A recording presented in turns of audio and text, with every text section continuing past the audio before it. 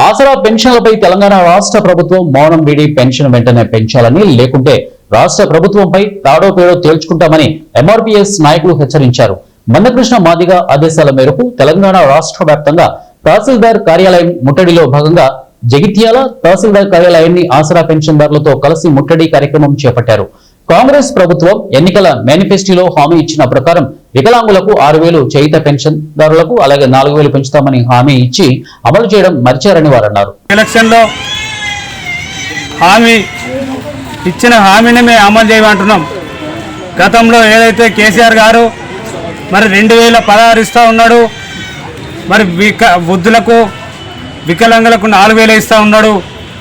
ఏదైతే కొత్త పెన్షన్లు పిఏపి కలిగి ఉండి పెన్షన్ రాని వాళ్ళు, ఏదైతే భర్తలు కోల్పోయి మరి వితంతులో ఉన్న వాళ్ళు దాదాపు 10 లక్షల మంది కొత్త పెన్షన్లను కేసీఆర్ తొక్కి పెడతా ఉన్నాడు. మరి మేము అధికారంలోకి వస్తే ఒక ఇంట్లో 2 వృద్ధులు ఉంటే మరి 2 ముసలులకు ఇస్తాం. ఎవరైతే భర్త కోల్పోయిన వాళ్ళు ఉంటే వితంతు పింఛన్ ఇస్తాం. అదేవిధంగా బీడీ కార్మికులు మరి 2,000 పింఛన్ 4,000, కొత్తగా పిఎఫ్ కలిగి ఉండి మరి పెన్షన్ రాని వాళ్ళకు కూడా మేము పెన్షన్లు ఇస్తామని చెప్పి మరి ఇప్పటికి 20 నెలల నుంచి అమలు చేయకపోవడం నిజంగా పేదల పక్షాన సుతశుద్ధి లేనట్టు మాకు కనబడుతూ ఉంది. ఇవాళ ఏదైతే రేవంత్ రెడ్డి ప్రభుత్వం ఈ రాష్ట్రంలో అనేక పథకాలు అమలు పడుతూ ఉంది. ఏదైతే వేలాది ఎకరాలు ఉన్నటువంటి రైతులకు మరి ఇవాళ రైతు బీమా, రైతు రుణమాఫీ చేసింది. ఏదైతే ఇవాళ ఎమ్మెల్యే జీతాలు పెంచుకోవడం జరిగింది.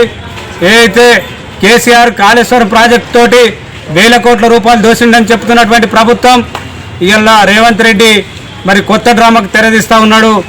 మూసి ప్రక్షాళన చేస్తా అని చెప్పి కోట్ల రూపాయలు ఖర్చు పెట్టడానికి మళ్ళీ మరి ఇవాళ టెండర్ పిలుస్తూ ఉన్నాం.